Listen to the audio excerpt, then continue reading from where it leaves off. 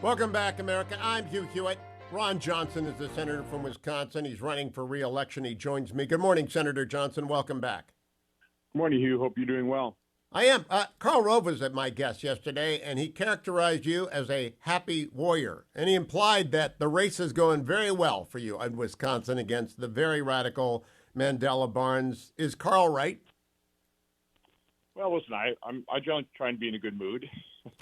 I understand what we're up against. And Hugh, you know what we're up against?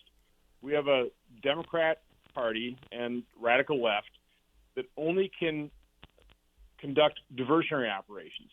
They cannot talk about the results of their disastrous policies and their governance. They're not going to talk about 40-year high inflation. They can't address gasoline prices because they purposely drove them up. They can't talk about rising crime because their defund police movement and all their anti-law enforcement rhetoric is certainly fueling that crisis. They can't talk about the border because they opened it up, allowing a flood of illegal immigrants and deadly drugs. So all they have are diversions. So that's what President Biden's speech was about. That's what all the lies, distortions, the character assassinations against myself, the politics of personal destruction, that's all they have. I've got to believe the truth has its own power. I have to hope and pray that Wisconsinites just see through the lies, the distortions, the fact that my opponent is in hiding. And he's taking a page right out of Biden's playbook, maybe not in the basement, but he will not talk to the press. He doesn't give interviews. He obviously is trying to make sure the Wisconsinites do not understand what a radical leftist he is. So, Senator Johnson, one of those diversions is an attempt by the president to call MAGA Republicans semi-fascist, to imply that there's a threat to democracy when in fact there's a threat to Democratic incumbents. What percentage of Republicans are semi-fascists in your view, Ron Johnson? Zero. Listen, I was on the platform when President Biden took his oath of office and gave his inaugural address 8 times during that speech. He said his number one goal was to unify and heal this nation. He has done the exact opposite. And let's be honest, it is the left that is dividing this nation. It has always been the left that divides this nation. They want to concentrate on January 6th, which we all condemned, but they want to completely ignore and bury the 8,000 largely peaceful protests, but 570 of those things turned into riots, injured 2,000 law enforcement officers, $1 to $2 billion worth of property damage, a couple dozen people died. In Kenosha, Wisconsin, my opponent certainly helped incite the riots when he said that what the police did with Jacob Blake was a vendetta. So, no, they want to ignore all of the violence, all of the rhetoric, all the extremism on their side, and only concentrate on one day and take that day and turn all of the people who supported President Trump into potential domestic terrorists. I was always suspicious of how they came up with that, thousands of armed insurrectionists immediately. Again, it's a narrative they want to put forward. It's incredibly divisive, and from my standpoint, I want to help heal and unify this nation. That's what we need. Lincoln said, "A house divided cannot stand. A divided America weakens America, emboldens our enemies." I think that's why Putin's invading in Ukraine, committing his atrocities and war crimes. So this divisiveness of Biden and the Democrats is very destructive to America, and I just have to hope and pray Americans and Wisconsinites open up their eyes and understand what's happening here. Senator Johnson, I want to bring up the Milwaukee Journal Sentinel article. Ron Johnson won't support same-sex marriage bill in its current form, says 2015 Supreme Court ruling was wrongly decided. I want my audience, though, to have this context. Stare decisis matters a lot in the United States. Stare decisis protects people of faith. Stare decisis did not protect Roe and Dobbs for reasons explained by Justice Alito and previously in Citizens United by Chief Justice Roberts.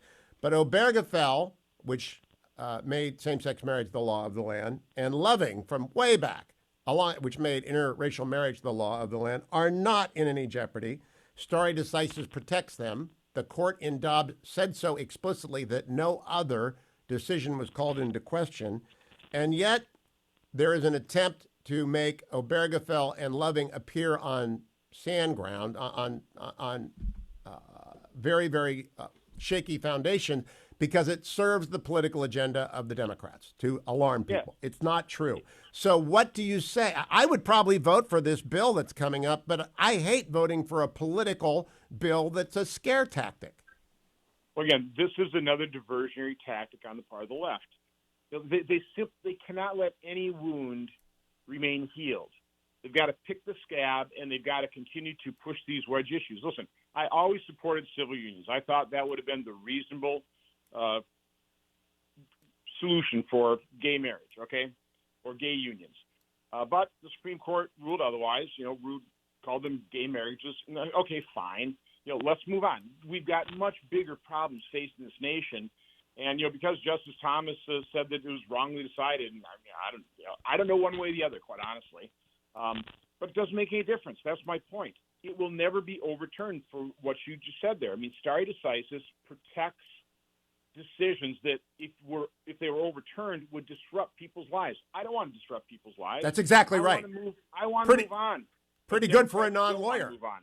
Pretty good. If there are reliance interests in a decision, and there are none in Roe and Casey, despite what the left says, you cannot disturb that decision. There are huge reliance interests in Obergefell, which is why the lead dissenter in Obergefell, the Chief Justice with whom I agreed in his dissent, has said, as has all the other conservatives, we're not overturning Obergefell. It's done. It's finished. It's over. And so Chuck Schumer wants to bring this up. I would vote for it, Senator, because I want stare decisis to be firmed up everywhere, but I'd add religious liberty protections to make sure everyone understands the ministerial exception. Other things are in there. What's going to happen on this? Because clearly the Milwaukee Journal-Sentinel and members of the left think you're vulnerable on this issue. Well, that just proves my point. This is simply a political weapon to be used against me. I've already, expressed my very reasonable opinion on this. Initially, I said, I don't see a reason to oppose it. But then, again, I listened to people, and people have expressed some very legitimate concerns about religious liberty. Let's face it, the left, you give them an inch, they want to take 5,000 miles. And you can just imagine how they push this and start initiating lawsuits against religious groups and religious institutions and religious individuals.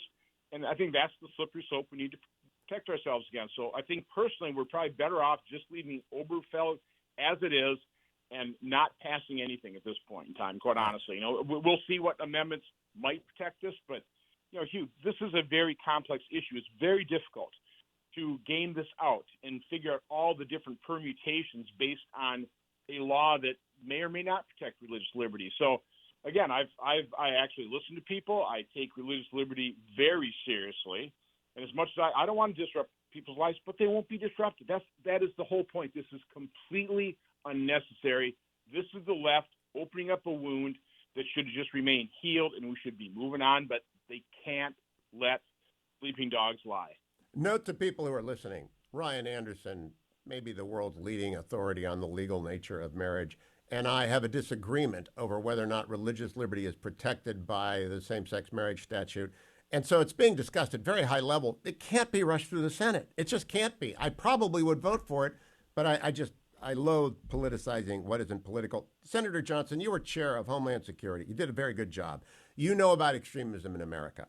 A story came out yesterday from an arm of the Anti-Defamation League telling us that there were 373 people named on Oath Keepers membership lists serving in law enforcement. There are 900,000 law enforcement officers in the United States. It said there are 86 active firefighters on this Oath Keepers list. There are 1,080,000 firefighters.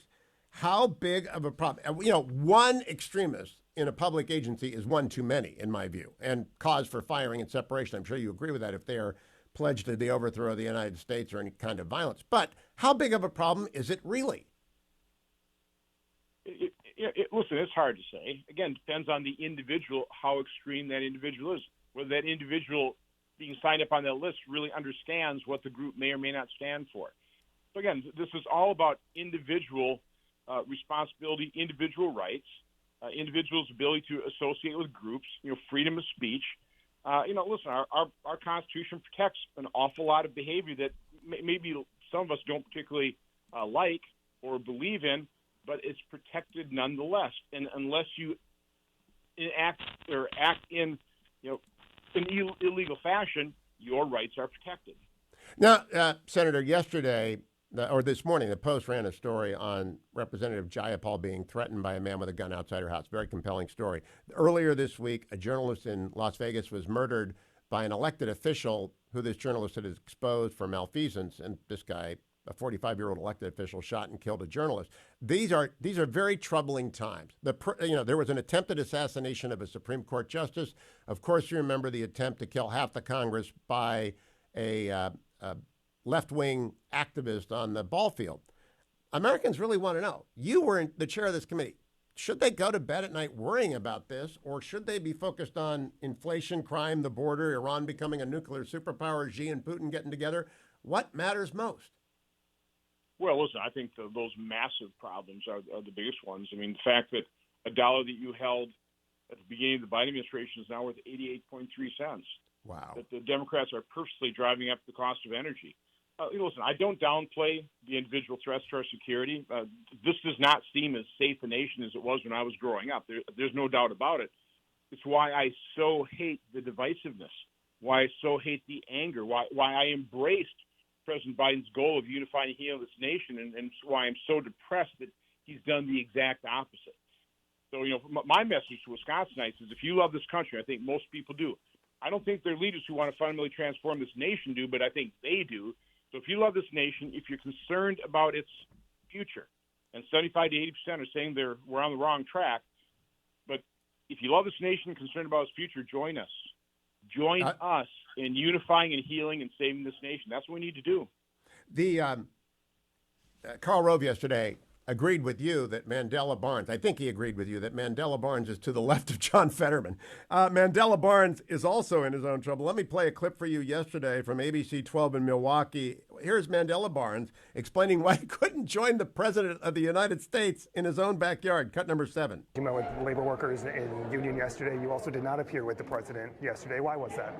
Well, we had a pre-packed schedule, had to get around the state. I'm really grateful that the president has shown his support for the labor movement here in Wisconsin. Okay, Ron Johnson, when you ditch the president is radioactive. What does that tell you about Mandela Barnes and Joe Biden? Well, again, he can't defend, nor can Biden defend their policies, so all they can do is lie, distort, and assassinate my character in my campaign. But again, I think that was one of 3 questions he's answered in about the last month? And it really wasn't that hard a question, was it? They're not asking him, do you think there should be any restrictions on abortion? Yes. They ought to be asking him the hard question. What would you do to solve inflation? I mean, you've been for all this massive spending that caused inflation. You're supportive of the Green New Deal. I mean, that's what's driving purposefully up the cost of gas. Do you still support that? I mean, those are the questions they should be asking, but they don't have access to him because the guy is in hiding. I would love to ask him how many semi-fascists are in the Republican Party. You said 0%. I probably would say a statistically insignificant percentage because there's going to be some. But they won't even ask him the question, or will they ask him the question about that faceplant in Philly by Joe Biden, the red setting speech? What did you make of that speech, Senator Johnson? Oh, it was horrible. I've never seen a president give a more divisive speech. And Hugh, I was rounding up. Okay, I agree with you. It's an infinitesimal number. There are, of course, some. But I was rounding up, and it's basically 0. But no, that was the most divisive speech I've ever heard a U.S. president give. Again, but that's what they've been doing since the start of the Trump administration. They have been dividing this country. They've been dividing it for decades, but they've really put it into hyperdrive now because they want power. They crave power. I don't understand it, but that's what the left wants. They want power over your life. They want to control everything. Last question for you, Senator Johnson. In the week before the election of 2020, the ABC Washington Post poll said President Trump was losing to Joe Biden by 17 points in Wisconsin. Joe Biden won by 0.6%. Why does anyone believe anything about any poll in Wisconsin? Good or bad? Why? I mean, obviously, state cannot be polled. Well, or the polls are distorted to spirit voters and try and certainly deter my supporters from donating. By the way, it's Ron Johnson from Senate.com. Spent over $50 million. I'm going to need help to counter all the lies and distortions. But again, I think it's all about trying to impact the election. Ron Johnson, FOR Senate. Senate.com. Senator Johnson, keep coming back. Thank you so much for joining me this morning. Have a great day.